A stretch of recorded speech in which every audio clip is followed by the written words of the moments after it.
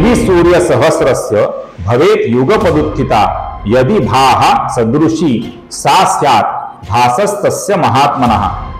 आपल्या उदरामध्ये आपल्या पोटामध्ये जो जठराग्नी असतो त्याला देखील एक श्रेष्ठ पद्धतीचा अग्नी म्हटलं जातं आणि आपण जे जेवण करत असतो, आपण जे भोजन ग्रहण करत असतो ते यज्ञ कर्म आहे। या पवित्र भावनेतून आपण ते भोजन करणं अभिप्रेत आहे।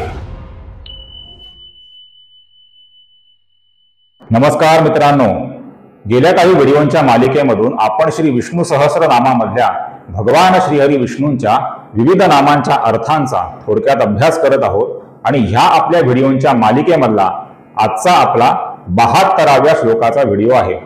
आजच्या व्हिडिओला सुरुवात करण्यापूर्वी नेहमीप्रमाणे तुम्हा सर्व व्ह्यूअर्सना माझी नम्र विनंती आहे की जर हा व्हिडिओ तुम्हाला आवडला तर व्हिडिओला नक्की एक लाईक करा, अधिकाधिक शेअर करा आणि माझ्या चॅनलला कृपया सबस्क्राईब करायला विसरू नका। आपल्या प्रोत्साहनाची मला नितांत आवश्यकता आहे आणि सबस्क्रिप्शनचं बटन प्रेस केल्यानंतर त्यापुढचं बेल आयकॉनचं बटन देखील नक्की प्रेस करा, जेणेकरून माझ्या पुढे येणाऱ्या व्हिडिओची नोटिफिकेशन तुम्हाला सर्वांना वेळेवरती मिळू शकतील। आणि या व्हिडिओला कुठेही स्किप न करता शेवटपर्यंत नक्की पहा, जेणेकरून नामाचे सर्व महत्त्वाचे अर्थ तुम्हाला व्यवस्थितपणे समजू शकतील। आतापर्यंत आपणापैकी ज्या ज्या व्ह्यूअर्सनी माझ्या चॅनलला सबस्क्राईब केलेलं आहे आणि असं करून मला प्रोत्साहन दिलेलं आहे त्या सर्वांना माझे मनापासून धन्यवाद। तर चला आजच्या व्हिडिओला आपण सुरुवात करूया। आजचा आपला श्लोक आहे महाक्रमो महाकर्मा महातेजा महोरगः महाक्रतुर्महायज्वा महायज्ञो महाहविः। ह्या श्लोकामधलं भगवान श्रीहरी विष्णूंचं आजचं आपलं पहिलं नाम आहे महाक्रमः। क्रम या शब्दाचा एक अर्थ पाऊल असा होतो। संपूर्ण श्री विष्णू सहस्रनामामध्ये अनेक नामं अशी आहेत जी भगवान श्रीहरी विष्णूंच्या वामन या अवताराला उद्देशून आलेली नामं आहेत। जर तुम्हाला आठवत असेल तर यापूर्वी आपण अमित विक्रमः हे वामन अवतारा संदर्भात आलेलं नाम पाहिलेलं होतं। ह्या श्लोकामधल्या महाक्रमः या नामाचा अर्थ देखील त्याच अनुषंगाने आहे। महा म्हणजे मोठं आणि क्रमः म्हणजे पाऊल। ज्या भगवान श्रीहरी विष्णूंच्या वामन अवताराचं एक एक पाऊल हे प्रचंड आकाराचं होतं, ते मोजता न येणाऱ्या इतक्या लांबीचं होतं आणि आकाराने मोठं होतं, त्या भगवान श्रीहरी विष्णूंच्या वामन अवताराला इथं मोठं पाऊल असलेले अशा अर्थाच्या अनुषंगानं महाक्रमः या नामानं इथं संबोधित केलेलं आहे। वामन अवतारामध्ये भगवान श्रीहरी विष्णूंनी तिन्ही लोकांना आपल्या 3 पावलांमध्येच व्यापून टाकलेलं होतं आणि त्यामुळे चौथं पाऊल ठेवायला जागाच उरली नाही। जर तुम्हाला आठवत असेल तर आपण मागील एका श्लोकामध्ये भगवान श्रीहरी विष्णूंचं कांतः हे नाम पाहिलेलं आहे, ज्यामध्ये आपण असं पाहिलेलं आहे की सृष्टीचे निर्माणकर्ता ब्रह्मदेव यांना देखील मृत्यू चुकलेला नाही। ब्रह्मदेवांचं आयुष्य हे साधारण 100 ब्रह्मवर्ष इतकं असतं आणि या प्रत्येक वर्षाच्या पुढे आपलं आयुष्य अगदीच नगण्य आहे। जुन्या ब्रह्मदेवांचा मृत्यू झाल्यानंतर नवीन ब्रह्मदेवांचा जन्म होत असतो। सृष्टीचे निर्माणकर्ता ब्रह्मदेव हे त्यांच्या आयुष्याच्या सुरुवातीला सृष्टीची निर्मिती करतात, नारायण श्रीहरी विष्णू त्या सृष्टीचा सांभाळ करतात आणि जेव्हा ब्रह्मदेवांचं आयुष्य त्यांच्या मृत्यूपर्यंत येऊन पोहोचतं, जेव्हा त्यांची 100 वर्ष पूर्ण होतात, तेव्हा शिवशंकर महादेव या सृष्टीचा ब्रह्मांडाचा संहार करतात। त्यानंतर जुन्या ब्रह्मदेवांचा मृत्यू होतो आणि पुन्हा नव्यानं ब्रह्मदेवांची निर्मिती होते आणि हा सृष्टीचा क्रम पुन्हा नव्यानं सुरू होतो। अशा पद्धतीनं हा जो सृष्टीचा महान असा क्रम आहे, प्रचंड असा क्रम आहे, जो प्रचंड मोठ्या कालावधीपर्यंत चालूच राहिलेला आहे आणि प्रचंड मोठ्या कालावधीपर्यंत चालूच राहणार आहे, त्या क्रमाला महाक्रमः असं इथं म्हटलेलं आहे। आणि हा महान क्रम चालवणारे परमात्मा स्वरूप भगवान श्रीहरी विष्णूच आहे। या अर्थाच्या अनुषंगानं देखील भगवान श्रीहरी विष्णूंना इथं महाक्रमः या नामानं संबोधित केलेलं आहे। यापुढचं भगवान श्रीहरी विष्णूंचं नाम आहे महाकर्मा। महाकर्मा म्हणजे महान अशी कर्म करणारे भगवान श्रीहरी विष्णू। श्रीमद भगवद्गीतेमध्ये भगवान श्रीकृष्णांनी अर्जुनाला असं सांगितलेलं आहे, जन्म कर्म च मे दिव्यम एवं यो वेत्ति तत्वतः त्यक्त्वा देहम पुनर्जन्म नैति मामेति सोर्जुन। हे अर्जुना, माझा जन्म आणि माझी कर्म दोनही दिव्य आहेत, अशा पद्धतीने माझ्या जन्माला आणि माझ्या कर्मांना जो मनुष्य तत्वाने जाणतो, अर्थात त्याला ती दृढतापूर्वक समजतात, तो मनुष्य शरीराचा त्याग केल्यानंतर पुनर्जन्माला प्राप्त होत नाही, तो माझ्यापर्यंत पोहोचतो, त्याला मोक्षाची प्राप्ती होते. भगवान श्रीहरी विष्णूंनी या पृथ्वी तलावरती जे जे अवतार धारण केले त्या सर्वांनी त्यांची संकल्पित कार्य पूर्ण केली आणि त्यांची कर्म ही दिव्य होती, मोठी होती, प्रचंड होती आणि महान होती. या अर्थाच्या अनुषंगानं भगवान श्रीहरी विष्णूंना इथं महान अशी कर्म करणारे, आपल्या अवतारांच्या स्वरूपामध्ये या पृथ्वी तलावरती सज्जनांच्या संरक्षणाचं आणि दुर्जनांच्या निर्दालनाचं महान कर्म करणारे जे भगवान श्रीहरी विष्णू आहेत आणि त्यांचे विविध मनुष्य अवतार आहेत, त्यांना इथं महाकर्मा या नामानं संबोधित केलेलं आहे. यापुढचं भगवान श्रीहरी विष्णूंचं नाम आहे महातेजा. महातेजा म्हणजे महान असं तेज असणारे भगवान श्रीहरी विष्णू. जेव्हा कुरुक्षेत्राच्या युद्धभूमीवरती अर्जुनाला भगवान श्रीकृष्णांनी विश्वरूपाचं दर्शन घडवलं, तेव्हा अर्जुनाला जे काही दिसलं त्या संदर्भामध्ये श्रीमद भगवद्गीतेमध्ये एक श्लोक आहे, ज्यामध्ये असं म्हटलेलं आहे, दिवी सूर्य सहस्रस्य भवेत युगपदुत्थिता यदि भाहा सदृशी सा स्यात् भासस्तस्य महात्मनः. दिवसाच्या कालावधीमध्ये आपल्याला दृश्यमान होणारे भगवान सूर्यनारायण, रात्रीच्या कालावधीमध्ये आल्हाददायक प्रकाश देणारा चंद्रमा आणि अग्नी यांचं जे तेज आहे ते तेज परमात्मा स्वरूप भगवान श्रीहरी विष्णू यांच्यापासूनच निर्माण झालेला आहे. यदादित्यगतम तेजो जगद भासयतेऽखिलम यच्चंद्रमसि यच्चाग्नौ तत्तेजो विद्धि मामकम. हा श्लोक आपण याआधी अनेकदा पाहिलेला आहे. अशा पद्धतीने सूर्य, चंद्र आणि अग्नी यांच्या तेजाला निर्माण करणारे जे भगवान नारायण श्रीहरी विष्णू आहेत, त्यांचं तेज या तिघांपेक्षा देखील प्रचंड आहे, महान आहे. अशा अर्थाच्या अनुषंगानं परमात्मा स्वरूप भगवान श्रीहरी विष्णूंना इथं महातेजाहा या नामानं संबोधित केलेलं आहे. यापुढचं भगवान श्रीहरी विष्णूंचं नाम आहे महोरगः. महा उरगः. महा म्हणजे प्रचंड आकाराचा, उरगः म्हणजे नाग किंवा सर्प. अर्थात हे नाम सनातन धर्मामध्ये वर्णन केल्या गेलेल्या 9 महानागांना उद्देशून आलेलं नाम आहे आणि त्यातही प्रामुख्याने हे नाम वासुकी नागाला उद्देशून आलेलं आहे. वासुकी हे हिंदू धर्मातील एक महत्वाचे आणि प्रसिद्ध नाग आहेत. पौराणिक कथांमध्ये त्यांना नागांचा राजा आणि शेष नागांचा भाऊ म्हणून ओळखले जाते. वासुकी अनेक महत्वाच्या पौराणिक घटनांशी संबंधित आहेत.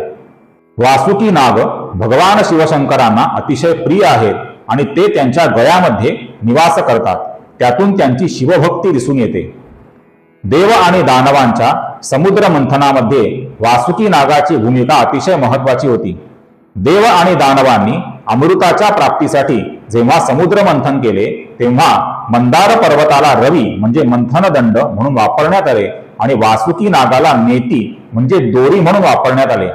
वासुकी नागाने मोठ्या कष्टाने हे काम पूर्ण केले, ज्यामुळे त्यांचे शरीर जखमी झाले. नागराज वासुकी हे नागलोकाचे दुसरे महत्वाचे नागराज मानले जातात. काही ठिकाणी त्यांना शेषनागानंतरचे नागराज असं म्हटलं जातं. महाभारतामध्ये वासुकी नागाने भीमाला मदत केलेली होती. जेव्हा दुर्योधनाने लहानपणी भीमाला विष देऊन नदीमध्ये फेकून दिले, तेव्हा वासुकी नागाने भीमाला वाचवले आणि नागलोकात त्यांना अमृता समान औषधी दिली, ज्यामुळे भीमाला अफाट शक्ती प्राप्त झाली. अलीकडेच गुजरातमध्ये एका विशाल सापाच्या जीवाश्मांचे अवशेष सापडलेले आहेत, ज्याला वासुकी इंडिकस असं नाव देण्यात आलेलं आहे. असे मानले जाते की हा साप सुमारे 4.7 कोटी वर्षांपूर्वी अस्तित्वात होता आणि त्याची लांबी 36 ते 50 फूट असू शकते. या नव्या शोधामुळे पौराणिक वासुकी नागाच्या अस्तित्वाबद्दल नवीन चर्चा सुरू झाली होती. हा जो अत्यंत महत्वाचा वासुकी नाग आहे, हा भगवान श्रीहरी विष्णूंचं स्वरूप आहे. अशा अर्थाच्या अनुषंगानं भगवान श्रीहरी विष्णूंना इथं महोरगः या नामानं संबोधित केलेलं आहे. आपण या पूर्वीच्या एका श्लोकामध्ये भगवान श्रीहरी विष्णूंचं अनंतः हे नाम पाहिलेलं होतं आणि त्यामध्ये ज्या अनंत नागाची माहिती आपण पाहिलेली होती, तो अनंतनाग देखील महोरगः याच नामानं ओळखला जातो. ते देखील भगवान श्रीहरी विष्णूंचं एक स्वरूप आहे. यापुढचं भगवान श्रीहरी विष्णूंचं नाम आहे महाक्रतुः. महान असे क्रतू नावाचे यज्ञ. क्रतू म्हणजे विशिष्ट उद्देशाने विशिष्ट पद्धतीने मंत्रोच्चारासहित केले जाणारे धार्मिक कर्मकांड. यामध्ये देवतांना प्रसन्न करण्याकरता अग्नीमध्ये आहुती दिली जाते. वेदांमध्ये अनेक क्रतूंचा उल्लेख आहे, जसं की पुत्रप्राप्तीसाठी केला जाणारा पुत्रकामेष्टी क्रतू, पर्जन्यासाठी म्हणजे पाऊस पडण्यासाठी केला जाणारा इंद्रक्रतू इत्यादी. क्रतू हे वेदकाळामधले धार्मिक विधी असून तेही यज्ञासारखेच असतात, पण ते काही वेळेला विशिष्ट उद्देश, मंत्र किंवा पद्धती यांवरून वेगळे ओळखले जातात. क्रतू हे साधारणपणे 1 दिवसासाठी किंवा अतिशय अल्प कालावधी करता असतात आणि त्यांचं स्वरूप हे वैयक्तिक किंवा कुटुंबापुरतं मर्यादित असतं. याच्या अगदी विपरीत सत्र नावाचा जो यज्ञ असतो तो दीर्घ काळ चालणारा असतो आणि तो सामूहिक स्वरूपाचा असतो. अशा पद्धतीने महान असे क्रतू स्वरूप असलेले म्हणजे क्रतू नावाचं यज्ञ स्वरूप असलेले भगवान श्रीहरी विष्णू, त्यांना इथं महाक्रतुः या नामानं संबोधित केलेलं आहे. यापुढचं भगवान श्रीहरी विष्णूंचं नाम आहे महायजवा. यज या धातूचा अर्थ होतो यज्ञ करणे, हवन करणे, परंतु त्याचा दुसरा अर्थ होतो त्याग करणे.